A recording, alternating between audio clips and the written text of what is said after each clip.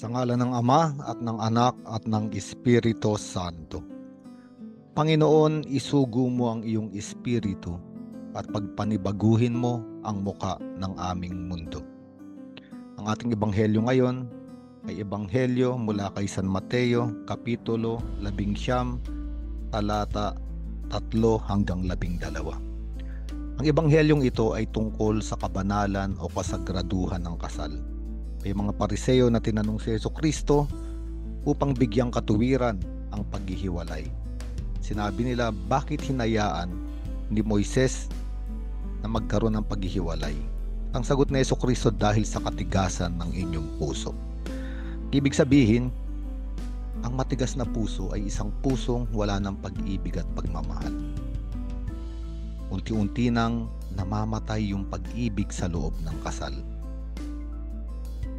Kaya nga, hinayaan ni Moises ang paghihiwalay. Ngunit sinabi ni Jesucristo, ngunit sa una ay hindi ganito. Dahil kung mababasa natin sa unang aklat ng Biblia, ay totoong ang lalaki at babae ay pinag-isa ng Diyos. Iiwan yung kanilang mga tahanan, yung kanilang magulang para magsama bilang iisa. At sinabi sa unang aklat ng Biblia sa Genesis, ang lalaki at babae ay wangis at larawan ng Diyos. Ibig sabihin, upang maipahayag ang wangis at larawan ng Diyos o ang mukha ng Diyos, na iahayag ito sa sakramento ng kasal, sa pag-iisa ng babae at lalaki. At ang pag-iisa ng babae at lalaki ay tinatawag na tipan, covenant. At ang tipan ay palaging tipan ng pag-ibig, covenant love. Ngayon, kung titignan natin ano ba ang kahulugan ng tipan, mababasa natin ito noong gumawa ng tipan ng Diyos sa bayang Israel. Noong palayain niya ang bayang Israel mula sa pagkakaalipin sa Ehipto, sinabi niya, ako ang inyong Diyos, kayo ang aking bayan. Ito ang tipan ng Diyos.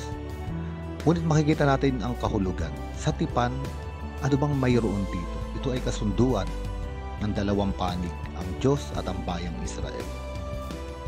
Makikita natin na ang bayang Israel ay walang maibibigay sa Diyos sapagkat sila ay bayan ng mga alipin.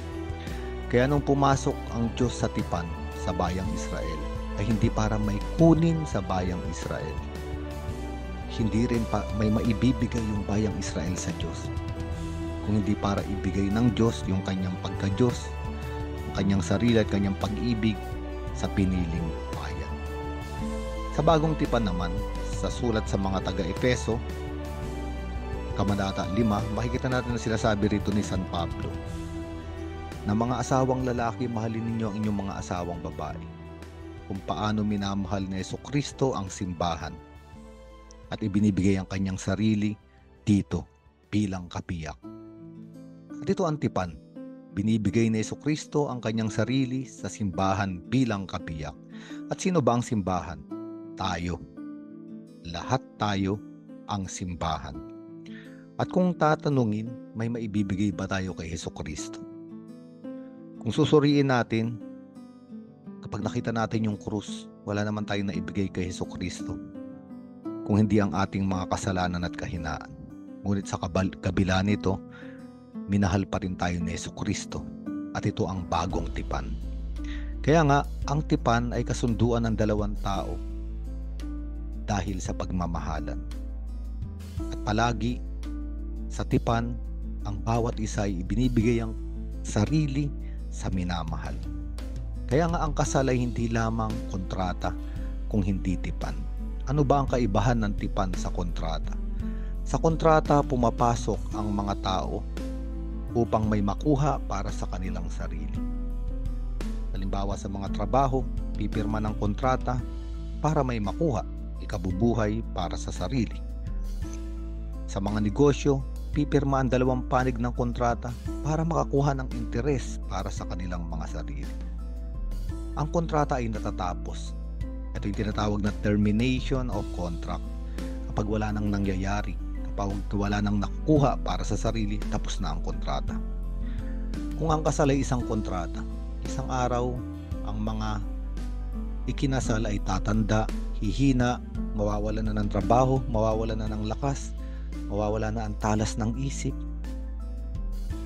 kukulubot na ang balat, nawawala na ang kagandahan at kakisigan.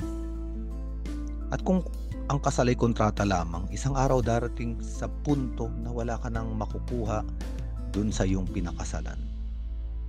At matatapos na ba ang kasal? Hindi. Sapagat ang kasal ay hindi kontrata kung hindi isang tipan. Nung ako ay isang chaplain sa ospital ng ilang taon, humahanga ako doon sa mga matatanda na nagmamahalan. Halimbawa, may nakita ako, yung lalaki ay nandun na sa balig ng karamdaman, malapit ng pumanaw. Yung kanyang asawang babae ay nandun sa tabi niya, ayaw siyang iwan. At ito ang kahulugan ng tipan. Yung asawang babae ay wala nang makukuha sa kanyang asawang lalaki. Wala nang kisig, wala nang salapi, wala nang lakas. Pero nandun siya sa tabi ng asawang lalaki. Hindi dahil may nais pa siyang kunin sa asawang lalaki. Nandun yung asawang babae dahil gusto niyang ibigay yung kanyang sarili sa kanyang asawa. Yung kanyang oras, yung kanyang pag-ibig, yung kanyang pag-aaruga. Ito ang ibig sabihin ng tipan. O kaya nga sinabi rito na Jesucristo sa Ebanghelyo,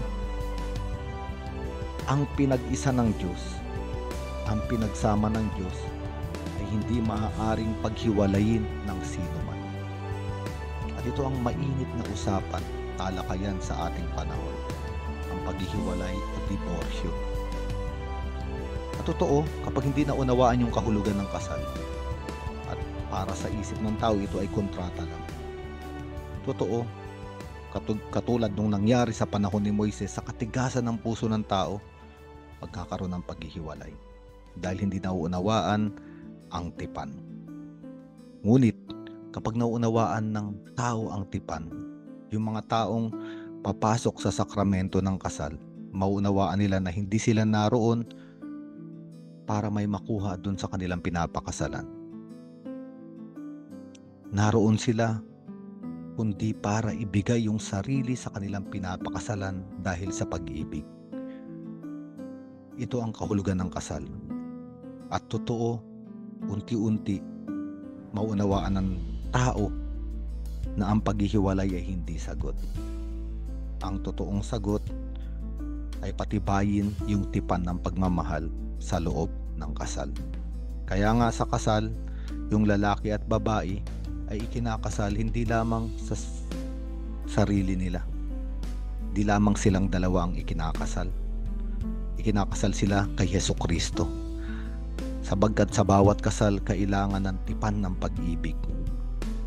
Pag-ibig na kayang manatili sa kabila ng kahinaan, kamalian, maging ng kasalanan, sa kabila ng katandaan, sa kabila ng kawalan. Ito ang tipan ng pag-ibig na nanatili sa kasal at mangyayari lamang ito kapag si Jesucristo ay naroon sa dalawang nagsasama sa loob ng kasal. Sa ngalan ng Ama at ng Anak at ng Espiritu Santo.